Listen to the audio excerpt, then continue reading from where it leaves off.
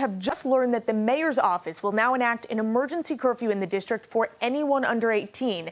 This comes after police say hundreds of teens got out of control in Navy Yard last night on Halloween, resulting in multiple arrests.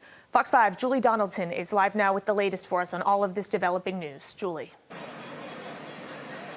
Yes, Sydney. So the mayor enacting this emergency curfew is going to last for a few days. It's going to start at 11 p.m. and go until 6 a.m. It allows the chief of police to decide which zones they feel that they need to put this in place that's going to best serve the community. Of course, it comes after, though, the D.C. council members voted not to extend the emergency curfew that was in place over the summer, saying that they wanted more input from the community and that it unfairly targeted teens. Well, last night, it was the teens that got out of control. It was this park behind me that they started gathering around 7:30 p.m.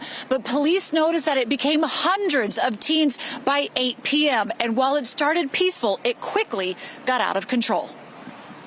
We're terrified. We just like to, everyone wants to live in a place that's peaceful and we can just go out at any time and feel safe walking our animals and, saying hi to friends. But even tonight, I feel like most of us locals are not really even going out to celebrate Halloween because we're so scared just watching the news and seeing what happened yesterday.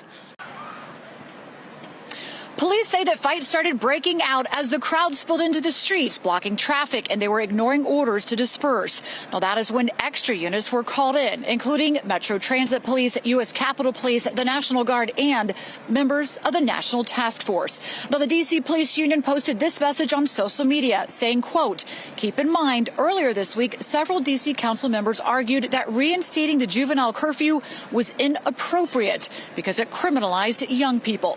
Now, police saying 5 people were arrested, including 2 14-year-olds, a 15-year-old, a 16-year-old, and an 18-year-old who was carrying a prohibited weapon, being a knife. Additional arrests, they were made by Metro Transit Police, and an MPD sergeant was assaulted while trying to restore order.